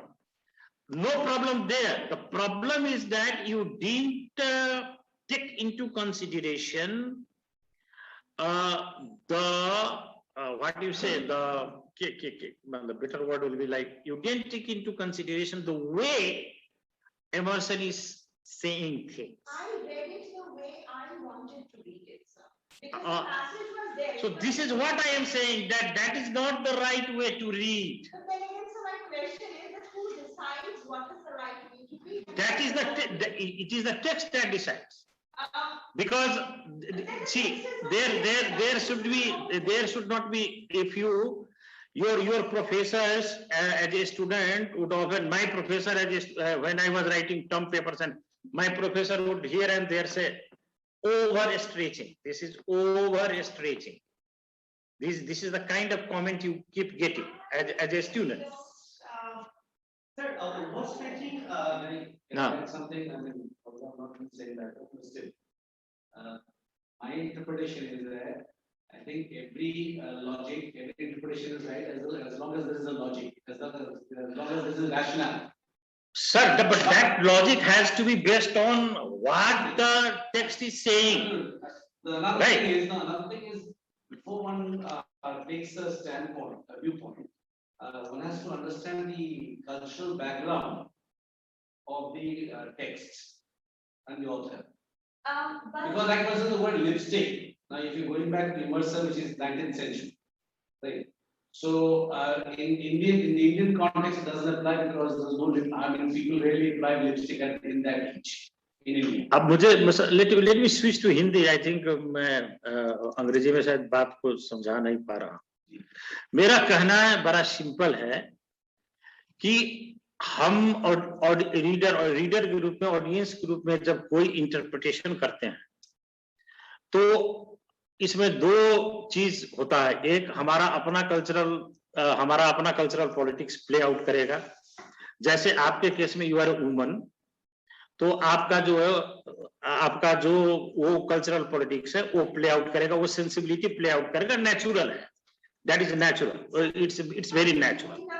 Okay मुझे कहने दीजिए, बात मैं जो कहना चाहता हूं वो समझ लीजिए. ऐसे एग्री करना डिसएग्री करना आपकी अपनी बात है. तो ये ठीक है, इसमें कोई दिक्कत नहीं है. दिक्कत कहां पर आती है कि हम यदि वैसे केस में यदि जो टेक्स्ट हम जिस पर हमारा रिएक्शन आ रहा है वो टेक्स्ट का जिस लाइन में ऑथर कह रहा है बात को, उस लाइन में आके हम यदि रिएक्शन देंगे तो हमारा रिएक्शन ज्यादा कन्विंसिंग होगा, है ना। और वो लाइन कैसे आता है? तो वो लाइन आता है जब हम उसको समराइज करते हैं टेक्स्ट को, अथवा टेक्स्ट का जो हम इंटरप्रिटेशन करते हैं, और उस इंटरप्रिटेशन में जब हम पैसेज का या राइटर ने जो शब्द यूज किया है, हम जब उस शब्द का मैंने कोटेशन, जब मैं जो बोल रहा था कि कोटेशन में रख के जब हम उसको बोलते हैं, तब जब हम रिएक्शन देते हैं तो हमारा रिएक्शन में ओवर स्ट्रेचिंग का खतरा या ओवर ड्राइव का खतरा या ओवर इंटरप्रिटेशन का खतरा मिनिमाइज होता है। ये सिंपल सी बात मैं कहना चाहता हूं, ये चीज है ना। अब वो जो इंटरप्रिटेशन तो क्या है, यहाँ पर जितने आदमी हैं इस टेक्स्ट का, वो उतने आदमी हर एक अपने ढंग से कर सकते हैं इंटरप्रिटेशन, उसमें कोई प्रॉब्लम नहीं है। लेकिन प्रॉब्लम है कि कोई भी इंटरप्रिटेशन हो वो ओवर स्ट्रेचिंग ना हो। ये सिंपल सी बात मैं कहना चाह रहा हूं। अब इस डिस्कशन को यहीं पर छोड़े, ओके, आगे बढ़े, okay. So now we come to heuristics of our dissertation draft. Major components of our dissertation are some of the things मैंने acknowledgementation छोड़ दिया है, वो these are minor things. Abstract, Chapter 1 Introduction, Chapter 2 Review of Literature, Chapter 3 Theoretical Framework and Methodological Focus, Chapter 4 Body Chapter, TA का मतलब हुआ textual analysis, Body Chapter 2 textual analysis, Body Chapter 3 textual analysis. Actually 2, 3, 4, 5, 6 सब है body paragraphs, लेकिन 4, 5, 6 main textual analytical chapters, and Chapter 7 is conclusion. So basically ये 7 chapter होना चाहिए, I don't think so. मैंने ऐसे बना दिया है, ये 4 चैप्टर भी हो सकता है, 5 चैप्टर भी हो सकता है, right? It could be anything. As I told yesterday, this review of literature and theoretical framework can even be part of introduction itself. ये मोटा मोटी मैंने ऐसे एक जनरल ये बनाया है. So what is the logic behind this structure? The logic behind this, through this slide I want to tell you, the logic behind this structure, basically this C36 means, I am talking about this, C means chapter 3 to 6. 3 is theoretical framework, 4 is body chapter 1 textual analysis, 5 is body chapter 2 textual analysis, and chapter 6 is body chapter 3 textual analysis. This is the body of the dissertation. This body of the dissertation, ये जो चीज है, just have this essay structure in mind. अब यहाँ पर essay structure आप दिमाग में रखिए, 5 paragraphs. We have the introduction paragraph, we have the conclusion paragraph, in the middle we have the body paragraphs. Each of the body paragraphs में क्या होता है? What is in the each of the body paragraphs? In each of the body paragraphs we have a main idea, at least one main idea. That main idea reflects on the thesis statement in the introductory paragraph. So whatever we say in the body paragraphs help prove the thesis. So this is what this arrow means. We have our main argument, and we set up our main argument in the introductory chapter. So chapters from methodology to all the from methodology to textual analysis, those chapters, the body chapters, the middle chapters should have one main idea and many subsidiary ideas, right? Each chapter has a thesis statement. That the thesis statement that each chapter has, that thesis statement of the chapter becomes the main idea. Those main ideas should prove the main argument, the main argument of the dissertation. ये नीचे का arrow का मतलब ये हुआ कि ये यदि नीचे से देखिए तो चैप्टर्स का आइडिया मेन आर्गुमेंट को सस्टेन करेंगे, या ऊपर से देखिए तो main argument should be sustained by the main ideas of the body chapters. इसका मतलब यही हुआ. And the chapters will have many subsidiary ideas and many supporting details. इसका सबसे आसान तरीका ये है मेरे विचार में. This is what I think. You may disagree with me, you may differ with me. Normally, we talk about research objectives. So I always compare research hypothesis with goal.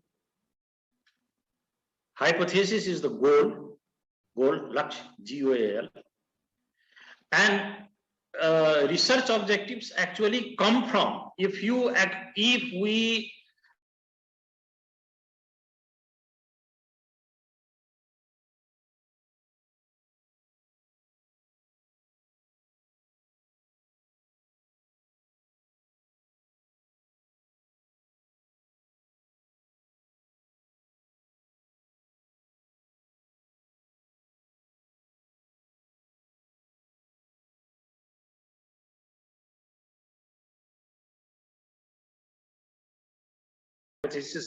जो आता है.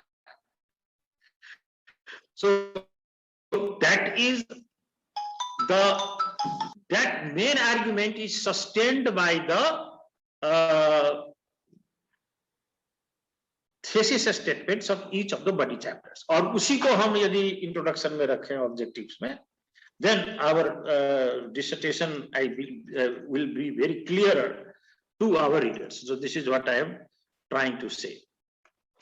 Now writing abstract, how to write abstract? ये मैंने Adrian Walworth के book से लिया है, and this writer has given these things. Give a basic introduction to your research area, which can be understood by researcher in any discipline, 2-4 sentences. Abstract को, when you begin the abstract, so begin your abstract by giving an introduction in 2-4 sentences. Then provide a detailed background about the field in 2-4 sentences. Clearly state the main result in 2-3 sentences. Explain what the main result reveals in 2-3 sentences. Put the results into a more general context and explain the implications in 2-3 sentences. So basically you see here, 2 things I want you to pay attention to. One is that all sentences in an abstract are functional. They are not there, they are with a purpose. And don't write a very long abstract. किसी thesis में 2-3 page का abstract लिखते हैं.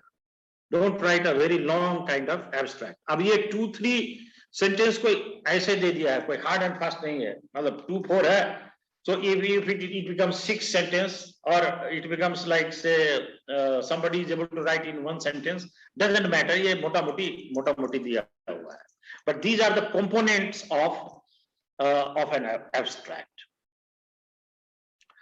इसका दूसरा तरीका भी करने का है. That was the first way. The writer says that there is other way of doing this. The other way of doing this is by begin by saying what you did plus introduce one key result. आप पहले result ही को आगे लाइएगा. You can have the result right at the very top. So basically the same thing है. इसका rearrangement ही दिया है दूसरे तरीके से. So this is the second structure. You can choose either one. Then introductory structure of the introductory paragraph. हाँ, ये ध्यान से देखिए, because some people here they don't pay attention to जो thesis है मैंने देखा है उसमें ध्यान नहीं देते हैं. So please pay attention to how the introductory. It is again from Adrian Walworth's book का ही है.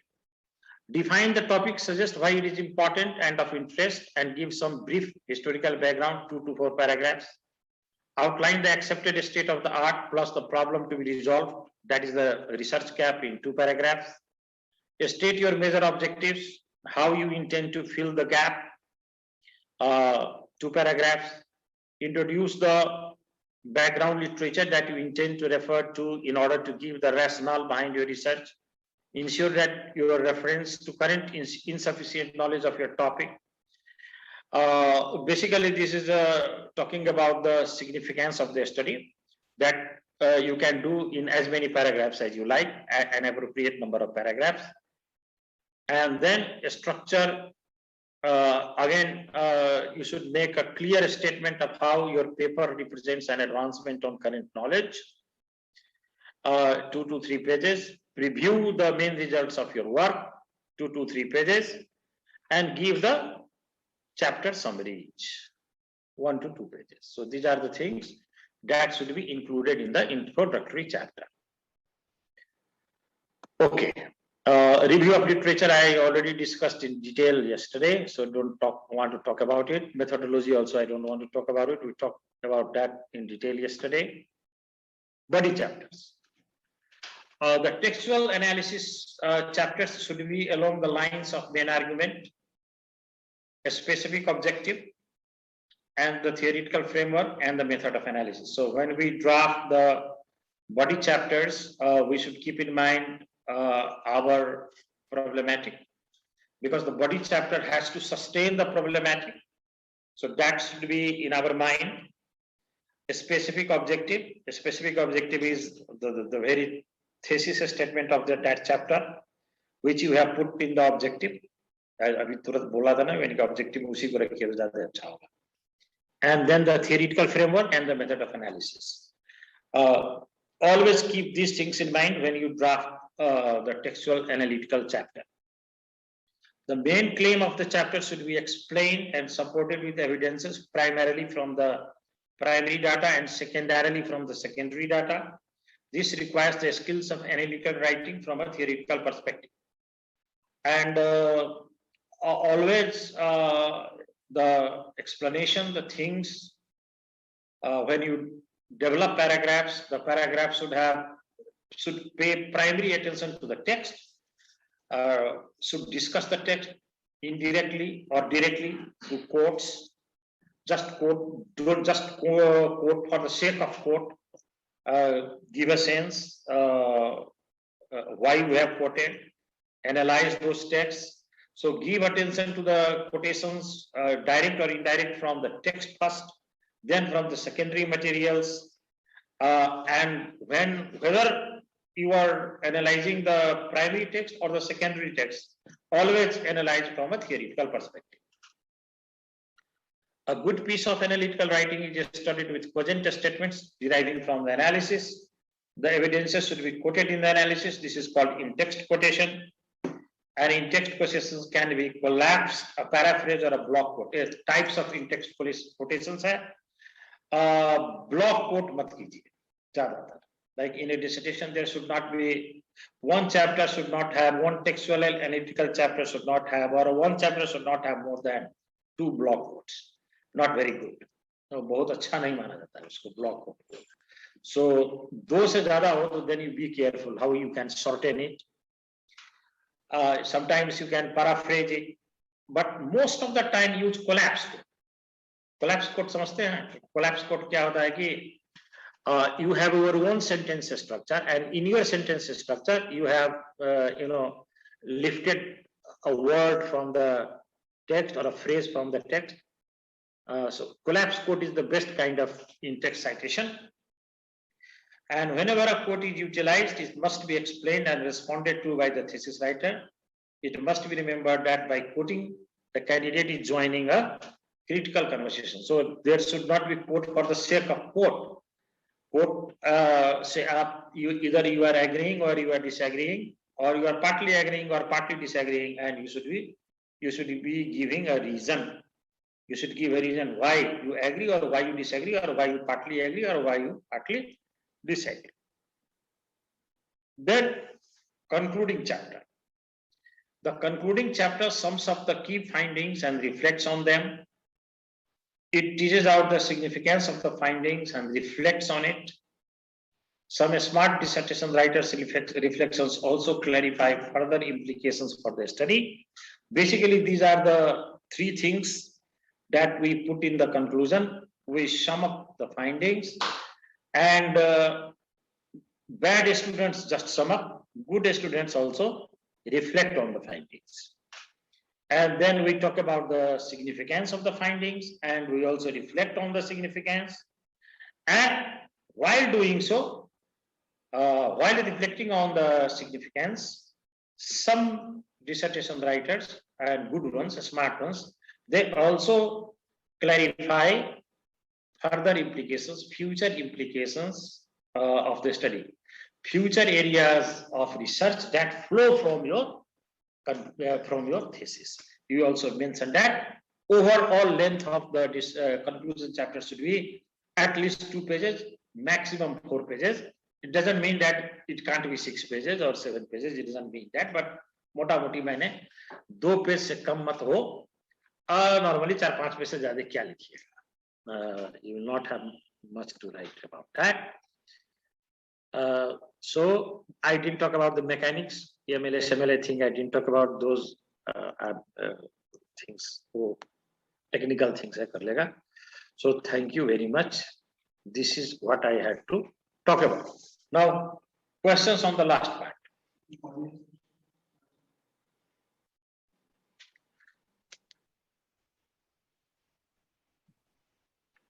Am I audible?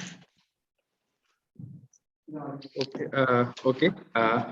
Thank you, sir, for a very enlightening session. I request the audience to put forth their questions, if any, to sir directly by unmuting themselves. Thank you.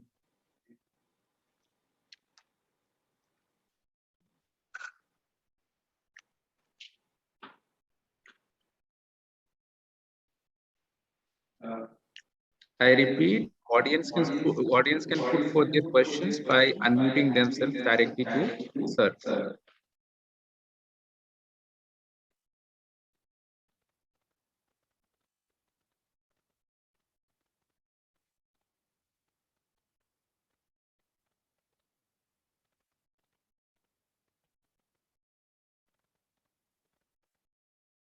चलिए यहाँ से पूछिए. From our own audience.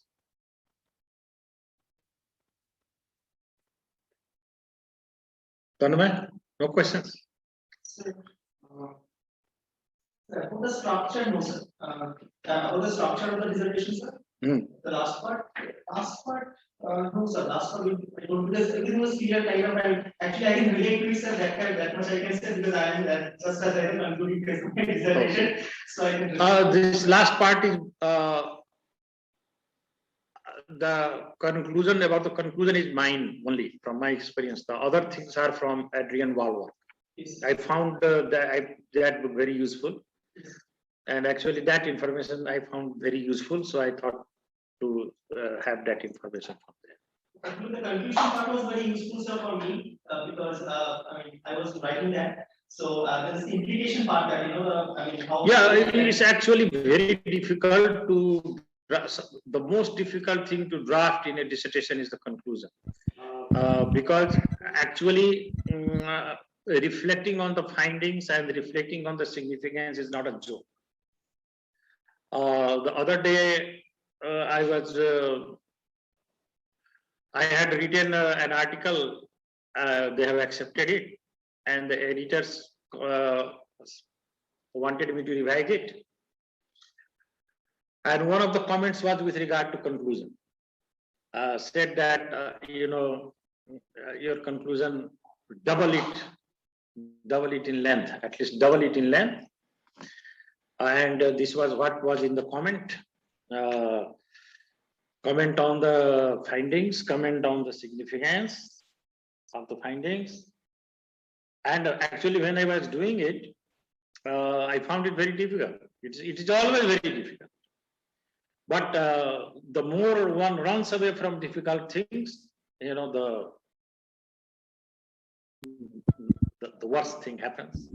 It is always better not to run away to struggle. Couldn't agree with you more on this point, sir. Sir, also you talked about the implications, which is very important in my opinion as well. That this conclusion section is something like I'm writing my own dissertation. So this conclusion actually takes quite a lot of time, because if you just write in a very hard I give you a trick. You give your dissertation for Tanmay to read, okay, and asked him to tease out implications, okay, and this is what you do with his. Because it happens with the writer. You are so much engrossed with your own writing that it is always, and this is what I also do. I have a brother, elder brother, not my own, my cousin, in the States. He is at Hawaii University. He is professor of management. And we cooperate with each other in this way. Whenever he writes, he sends me the conclusion. And most of the time I help him with his conclusion. He also helps me with my conclusion.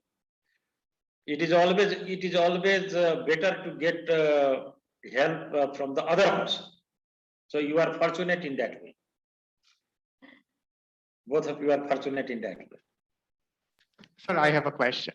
Yeah, sure. I think I'm audible, right?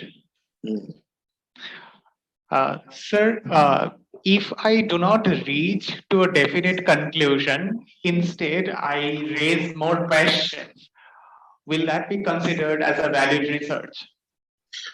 Well, if you raise more questions, that kind of research may be very valid in science department,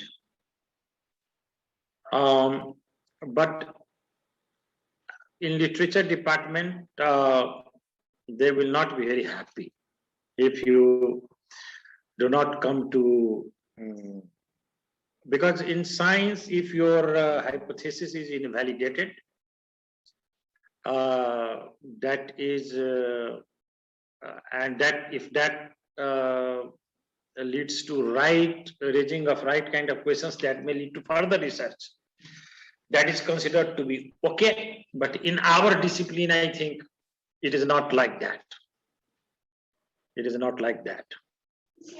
Maybe like if there is something very technical or very in linguistics, maybe I don't know, but in literature, I don't think so.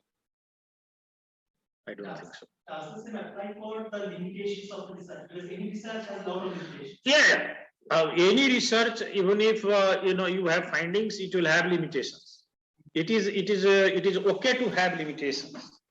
But if his question was that the findings are not very clear and it leads more to questions, those kind of researches in literature won't be, I think, acceptable. In research, the basic objective is to bring out some result, like any kind of research we can talk about. Okay, so in that sense, when the objective is very clear that I want to show this kind of thing, that is okay.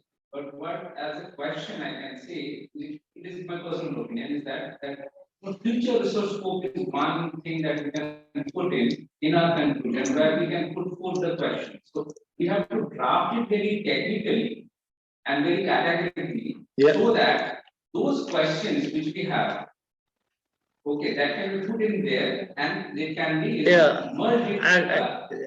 I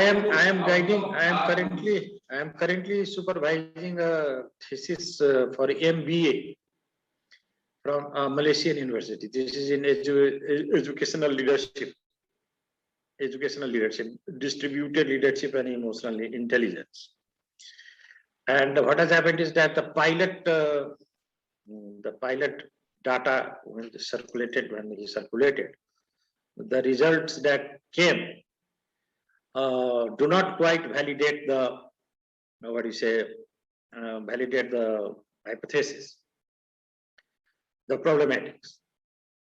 And this is why they have in management this pilot testing of the data, because what they do is that they have this pilot testing, and based on that, because that shows the trend of the entire data collection that will come. So then what I have asked the researcher, to revise the problematic accordingly, in line with the result of the pilot data collection. So in management, that's the way they do it. So you also talked about limitation and delimitation. I think think that is a very important and a very pertinent Yeah, you see, this is why, you know, in dissertation, what becomes most important is the final revision before submission. These are the things, you know, you can always change. Proposal is merely a torchlight.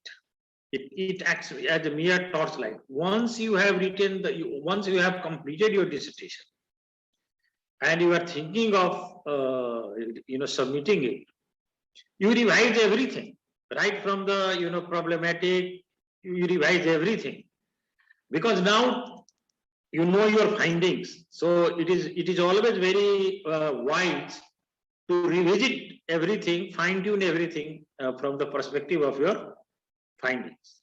So both of our chapter structures completely changed. I mean, it got entirely changed. Something that we wrote in our proposal, something that we had in the proposed chapterization, that completely changed when we started working actually. And the complete change should not be there. Complete तो इसका मतलब है कि you have the structure, sir. So like initially something was in chapter 2, maybe that you know, while reading we found that maybe this is but not it is wise to revise things from the perspective of and you have the, in literature, you know, this is the flexibility that we have. We can always change.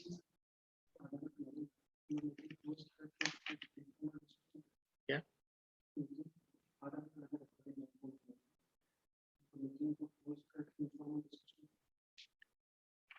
Meeting close कर दीजिए, ठीक है साहिल sir, अब close करें.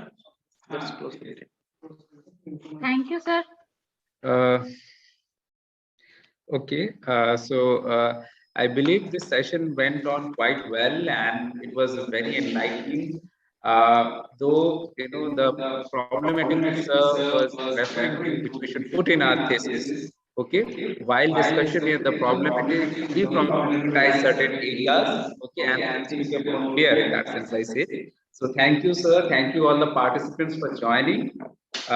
We hope that in future we'll be organizing more such, you know, orientations and workshops so that, you know, things become more clear, research perspectives are broadened, and we enrich ourselves from such sessions. So thank you, participants. Here I close this session as an end. Thank you for joining. Okay, thank you.